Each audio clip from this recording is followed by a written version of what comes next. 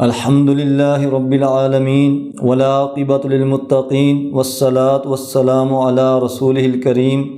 اما بعد فاعوذ باللہ من الشیطان الرجیم بسم اللہ الرحمن الرحیم وَكُلًّا وَعَدَ اللَّهُ الْحُسْنَى۔ محترم ناظرین، السلام علیکم ورحمۃ اللہ وبرکاتہ۔ صحابہ کرام رضوان اللہ علیہم اجمعین کا موضوع سخن لیے حاضر ہیں۔ آج ہم سب سے پہلے جانتے ہیں کہ صحابی رسول صلی اللہ علیہ وسلم کی تعریف کیا ہے۔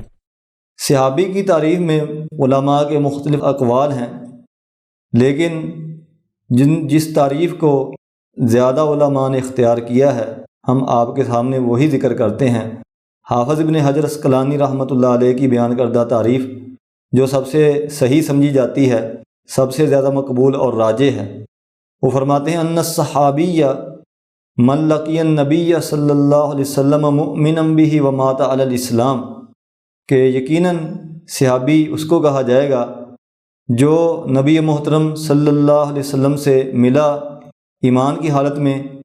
اور اسلام کی حالت میں اس کی موت ہوئی۔ ناظرین کرام، یہ تعریف اتنی جامع ہے کہ اس تعریف کے مطابق کافی زیادہ لوگ جو ہیں وہ شرف صحابیت حاصل کرنے میں کامیاب ہوئے ہیں۔ چنانچہ جس کی حالت اسلام میں ملاقات ہوئی وہ صحابی بن گیا، خواہ وہ زیادہ لمبا عرصہ نبی علیہ السلام کا ہم نشین نہ رہا ہو، تھوڑی دیر رہا ہو یا زیادہ عرصہ، خواہ نبی علیہ السلام سے روایات بیان کی ہوں یا نہ کی ہوں، نبی علیہ السلام کے ساتھ غزوات میں شریک رہا ہو یا نہ رہا ہو، اس نے آپ کو دیکھ لیا ہو اگرچہ ساتھ مل کر بیٹھنے کا زیادہ موقع نہ مل سکا ہو۔ اور آپ دیکھیں کہ اس تعریف میں دو شرطیں لگائی گئی ہیں۔ ایک شرط یہ ہے، یعنی پہلی شرط کہ حالت اسلام، حالت ایمان میں نبی علیہ السلام سے ملا اور حالت ایمان میں ہی اس کی موت ہوئی ہو۔ اگر ان دونوں شرطوں میں سے ایک شرط بھی نہ پائی گئی تو شرف صحابیت حاصل نہ ہو سکے گا۔ جیسا کہ آپ سمجھ لیں ایک آدمی نے نبی علیہ السلام کو دیکھا لیکن حالت کفر میں، اور اگر وہ ایمان لاتا ہے اس دور میں جب کہ نبی علیہ السلام دنیا سے رخصت ہو گئے ہوں، تو تب بھی شرف صحابیت حاصل نہیں ہوگا۔ اور اسی طرح ایک آدمی وہ نبی علیہ السلام کی زندگی میں آ کر مسلمان ہوا اور آپ کا ساتھ نصیب ہوا، لیکن پھر وہ شیطان کے پیچھے لگ کر اسلام کو چھوڑ گیا، یعنی مرتد ہو گیا، تو وہ بھی شرف صحابیت سے کیا، وہ تو مسلمان ہی نہ رہا، وہ مرتد قرار پائے گا اور کافر قرار پائے گا۔ اسی طرح ایک صورت یہ ہے کہ ایک آدمی وہ نبی علیہ السلام سے ملا اور آپ کی صحبت اختیار کی، مسلمان رہا اور حالت اسلام میں اس کی موت واقع ہوئی، لیکن ایک عذر کی وجہ سے وہ آپ کا دیدار نہ کر سکا، اور وہ عذر ہے کہ آنکھوں کی بینائی کا نہ ہونا۔ یعنی بعض صحابہ کرام نابینے بھی ہیں، تو ان کے نابینا ہونے کی وجہ سے وہ شرف صحابیت سے محروم نہیں ہوں گے، بلکہ بالکل وہ صحابی رسول ہی ہوں گے، اگرچہ انہوں نے سر کی آنکھوں سے نبی علیہ السلام کو نہیں دیکھا، دل کی آنکھوں سے تو دیکھ لیا ہے۔ تو یہ صحابی کی تعریف ہوئی۔ اب صحابہ کرام کے بارے میں یہ کہا جائے گا صحابہ کلہم عدول، صحابہ سارے کے سارے عادل ہیں۔ اب عادل ہونے سے کیا مراد ہے؟ عادل کی یا عدل کی تعریف محدثین کرام نے یوں کی ہے کہ وہ مسلمان ہیں اور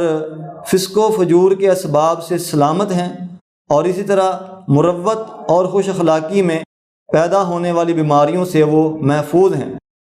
اور بعض لغزشیں جو بشری تقاضوں کے پیش نظر ہوتی ہیں ان کی وجہ سے وہ شرف صحابیت سے محروم نہیں ہوں گے، بلکہ وہ صحابی ہی رہیں گے۔ چنانچہ اللہ سبحانہ و تعالیٰ نے فرمایا محمد الرسول اللہ والذین معہ، وہ لوگ جو آپ کے ساتھ ہیں، یعنی صحابہ کرام کے حوالے سے اللہ سبحانہ و تعالیٰ نے یہ بڑی پیاری بات ارشاد فرمائی، وہ آپ کے ہر موقع پر ساتھ رہے، جینے مرنے میں ساتھ رہے، لڑنے میں ساتھ رہے، ہجرت کرنے میں ساتھ رہے، ہر لحاظ سے انہوں نے نبی علیہ السلام کا ساتھ دیا۔ تو یہ معاہو کا جو لفظ استعمال ہوا ہے یہ صحابہ کرام کے بہت ہی عمدہ اوصاف کو بیان کرتا ہے۔ تو محترم حضرات، قرآن کریم کی اس آیت کے علاوہ بہت ساری آیات ہیں، اور یہ بھی آیت ایسی جامع ہے کہ جس کا ہم نے مکمل طور پر ابھی تشریح نہیں کی جا سکتی۔ تو ابھی کچھ احادیث آپ کے سامنے رکھتے ہیں، پھر آپ کو اندازہ ہو جائے گا کہ صحابہ کرام کتنی عظیم ہستیاں ہیں۔ نبی علیہ الصلوۃ والسلام نے ایک جگہ ارشاد فرمایا لا تسبوا اصحابی، دیکھو میرے صحابہ کو برا بھلا مت کہنا، ان کو گالی نہ دینا۔ فوالذی نفسی بیدہ، نبی علیہ السلام قسم اٹھا کر یہ بیان فرما رہے ہیں، حالانکہ آپ کا بغیر قسم کے بیان فرما دینا بھی بہت ہی اہمیت کا حامل ہے، لیکن جب آپ علیہ السلام کسی بات کے بارے میں قسم اٹھاتے ہیں گویا کہ وہ بہت ہی زیادہ اہم بات ہے۔ فرمایا فوالذی نفسی بیدہ، تو قسم ہے مجھے اس ذات کی جس کے قبضہ قدرت میں میری جان ہے، لو ان احدکم، اگر تم میں سے کوئی ایک انفق مثل احد ذہبا، اللہ کے رستے میں احد پہاڑ کے برابر بھی، احد پہاڑ جتنا سونا خرچ کرے، ما ادرک مد احدہم ولا نصیفہ، صحابہ کرام کے خرچ کیے ہوئے ایک مٹھی کے برابر نہیں ہو سکتا، بلکہ آپ نے فرمایا کہ آدھی مٹھی کے برابر بھی نہیں ہو سکتا۔ تو یہ صحابہ کرام کا کس قدر عظیم مرتبہ ہے۔ ایک جگہ نبی علیہ السلام نے فرمایا النجوم امانۃ للسماء، ستارے آسمان کے لیے بچاؤ کا باعث ہیں۔ فَإِذَا ذَهَبَتِ النُّجُومُ، جب ستارے چلے جائیں گے، أَتَى السَّمَاءَ مَا تُوعَدُ، آسمان پر وہ وقت آئے گا جس کا آسمان سے وعدہ ہے، یعنی قیامت قائم ہو جائے گی۔ اور فرمایا وَأَنَا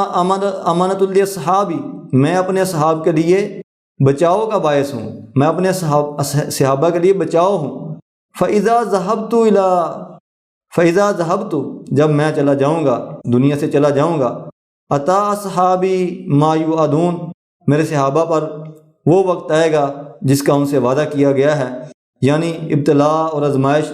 اور فتنہ اور فساد آئے گا۔ اور اسی طرح فرمایا وَأَصْحَابِي أَمَانَةٌ لِأُمَّتِي، میرے صحابہ میری امت کا بچاؤ ہیں، جب میرے صحابہ چلے جائیں گے، أَتَى أُمَّتِي مَا يُوعَدُونَ، میری امت پر وہ وقت آئے گا جس کا ان سے وعدہ کیا گیا ہے، یعنی اختلاف اور انتشار میں امت بڑھ جائے گی۔ یہ صحیح بخاری کی حدیث ہے، آپ مزید تشریح اس کی دیکھ سکتے ہیں۔ تو دوستو، یہ حدیث پاک سامنے رکھیں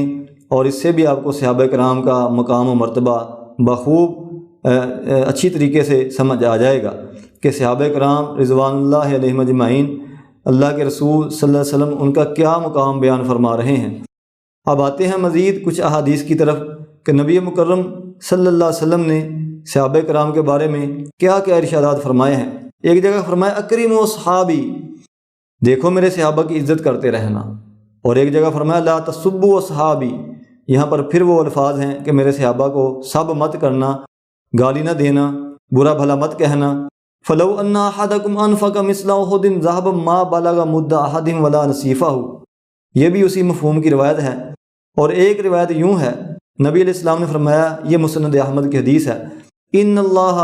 نظر فی قلوب العباد، یقین اللہ تعالیٰ نے بندوں کے دلوں کی طرف دیکھا، فوجد قلب محمد خیر قلوب العباد، تو اللہ سبحانہ و تعالیٰ نے نبی محترم صلی اللہ علیہ وسلم کو تمام بندوں کے دلوں سے بہتر پایا، فاصطفاہ لنفسہ فابتعثہ برسالتہ، تو اللہ سبحانہ و تعالیٰ نے ان کو چن لیا اور ان کو